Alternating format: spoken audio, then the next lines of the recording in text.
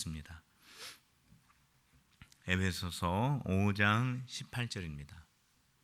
자, 우리 같이 한 음성으로 읽겠습니다. 시작.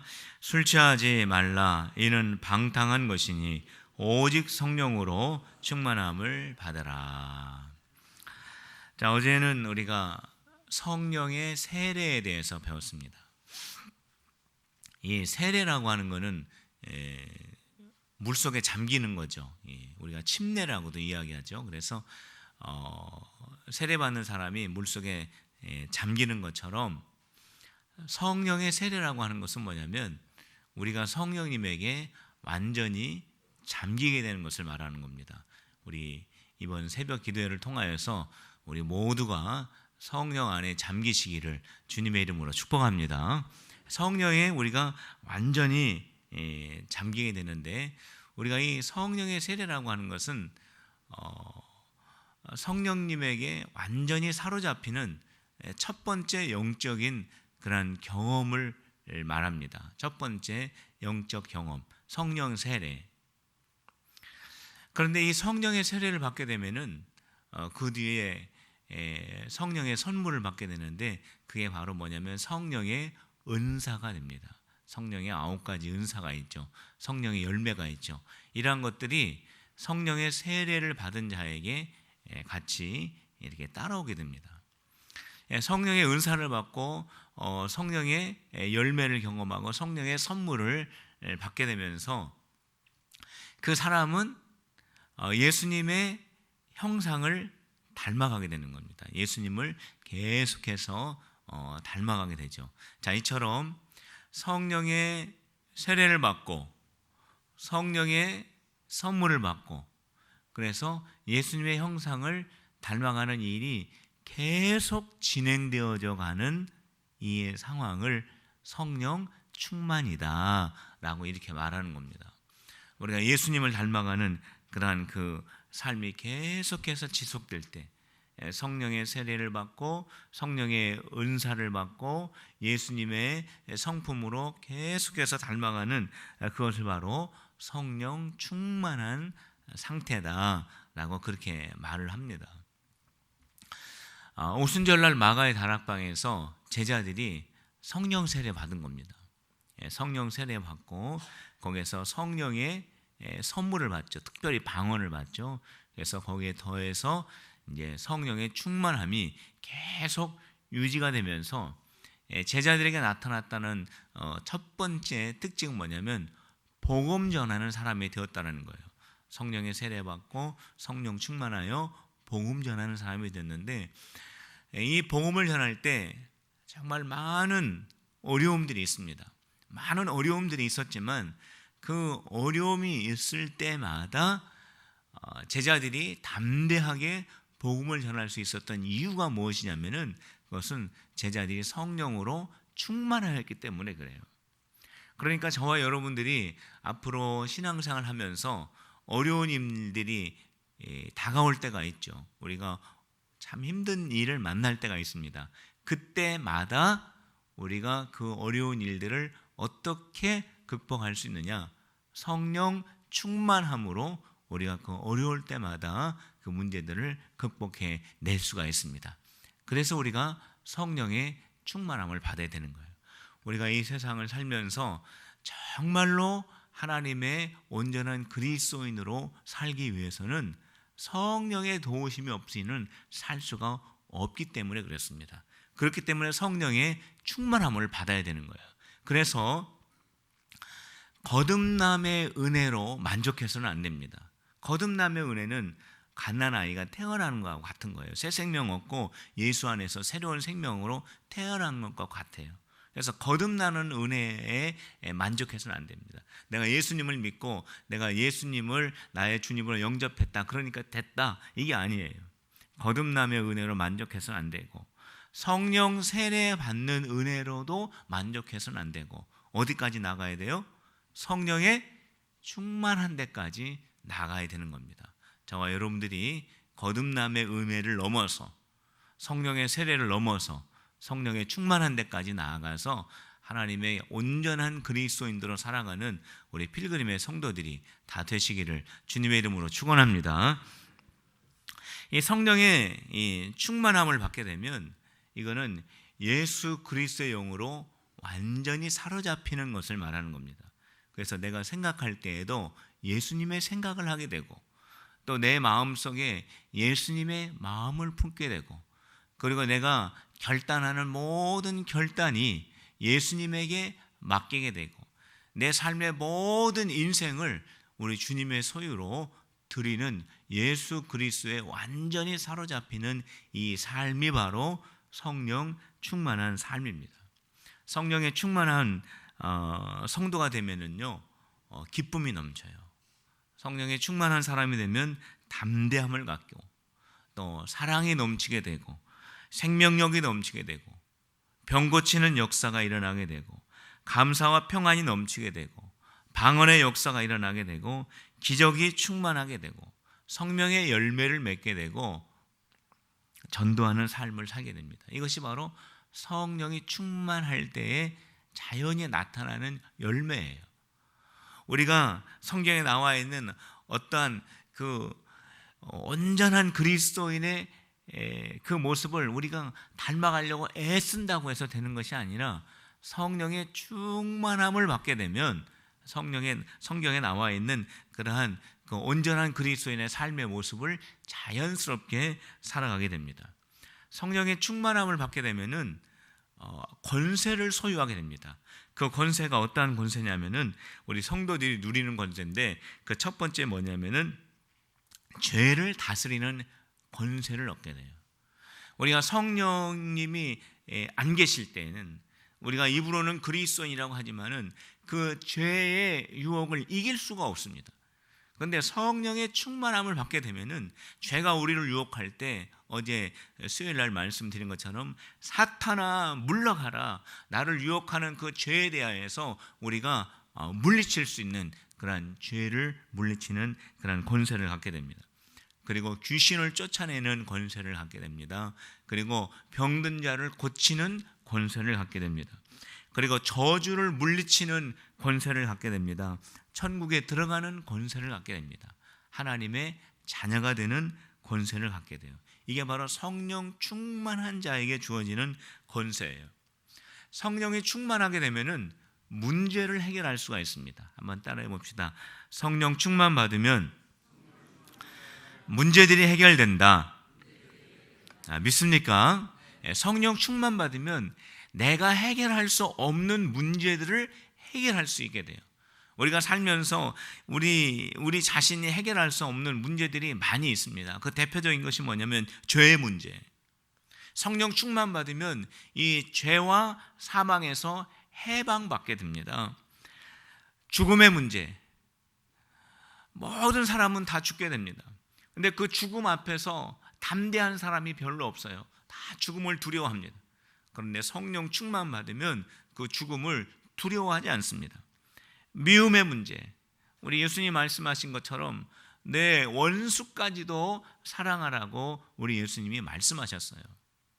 그런데 제가 옛날에 이 설교를 했을 때 어떤 권사님이 저한테 그러더라고요. 목사님, 어떻게 원수를 사랑하라고 말씀하십니까? 어떻게 우리가 원수를 사랑합니까? 저한테 막 따지더라고요.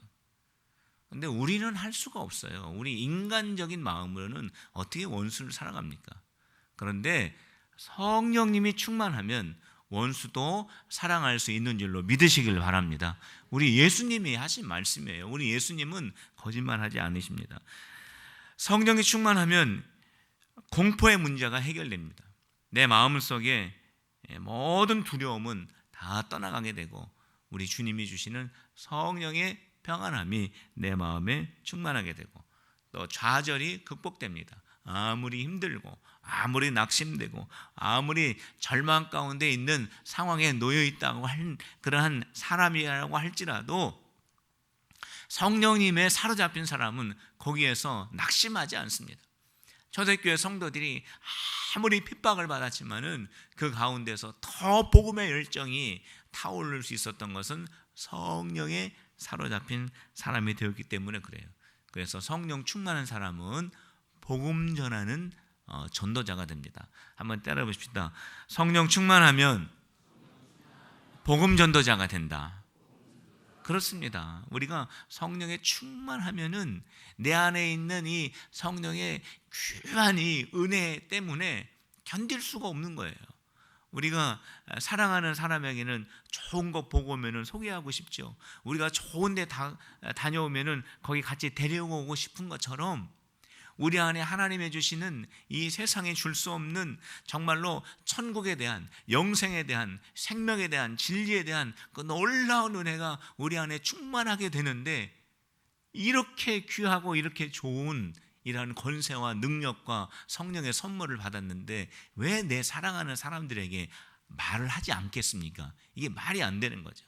그렇기 때문에 성령에 충만하게 되면은 전하지 않을 수밖에 없는, 전하지 않고는 견딜 수 없는 그러한 그 복음 전도의 열정이 생겨나게 된다는 겁니다. 근데 성령을 못 받는 이유가 있어요.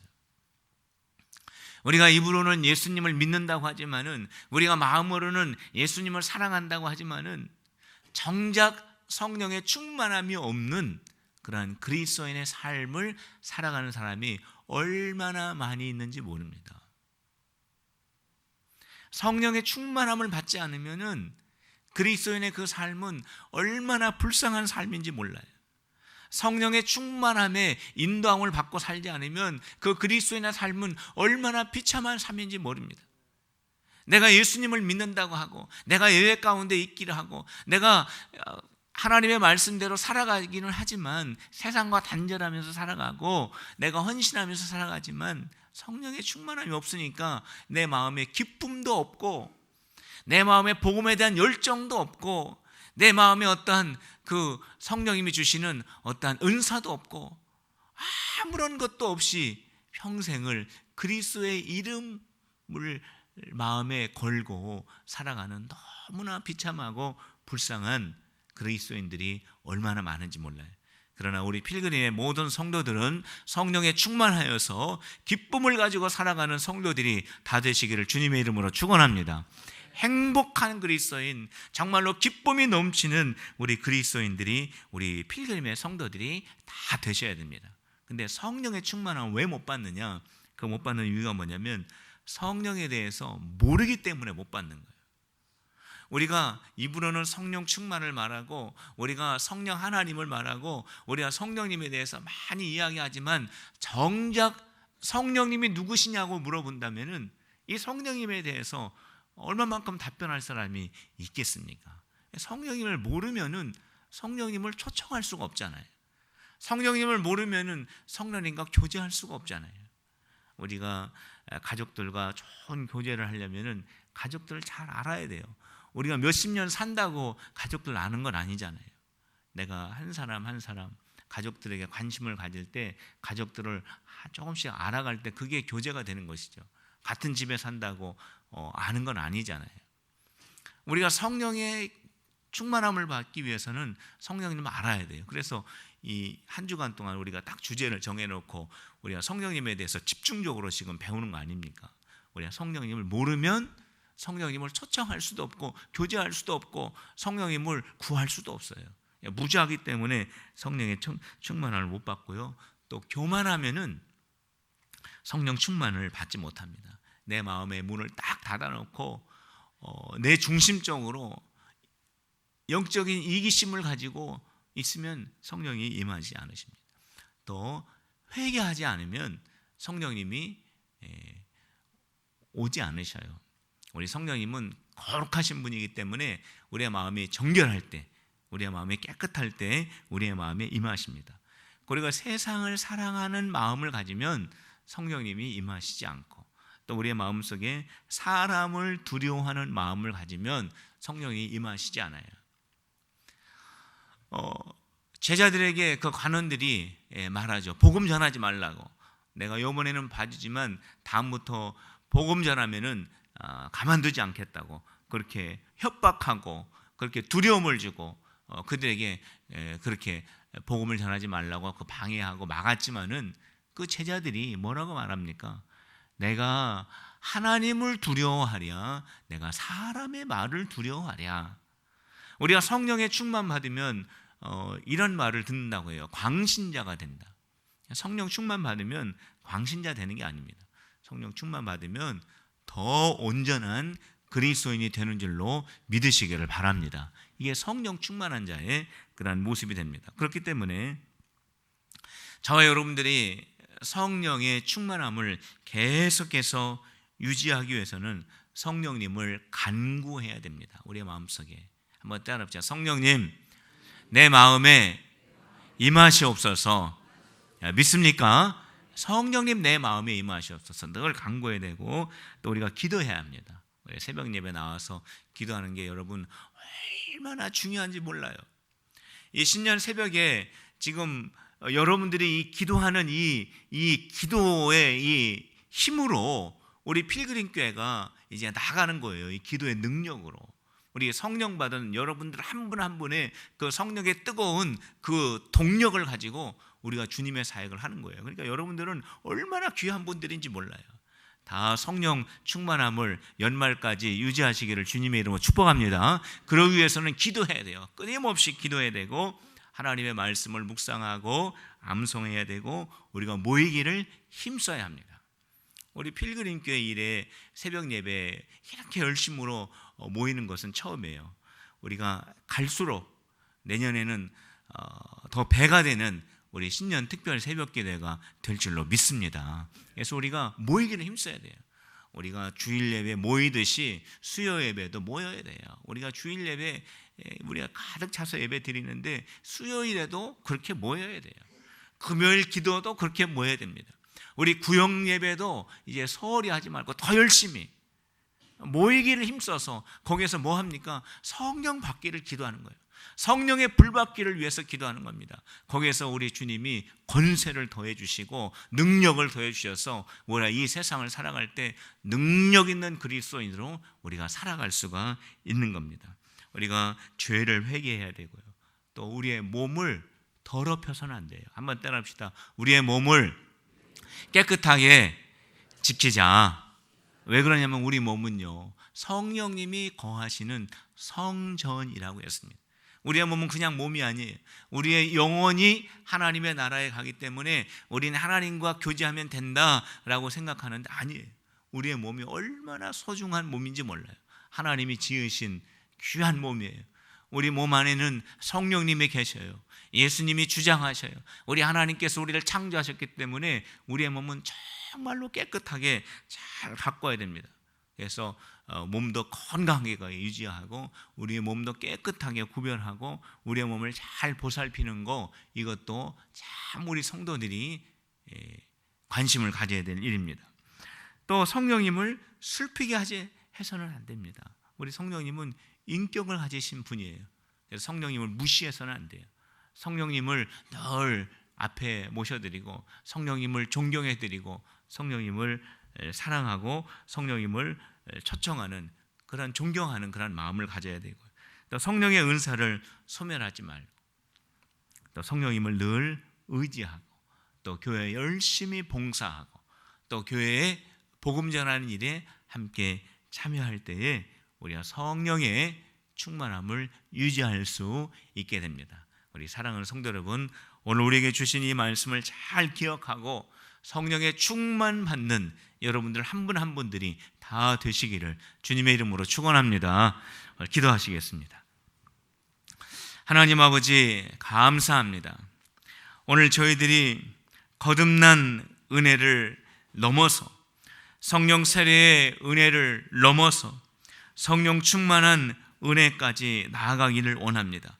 특별히 오늘부터 시작되어지는 우리 청년부 수련회 위에 성령의 기름을 부어 주시어서 우리 모든 어린 자녀로부터 청장년 노년에 이르기까지 성령 충만함 받고 나아가는 우리 귀한 필그림 교회가 되어줄 수 있도록 인도하여 주시옵소서.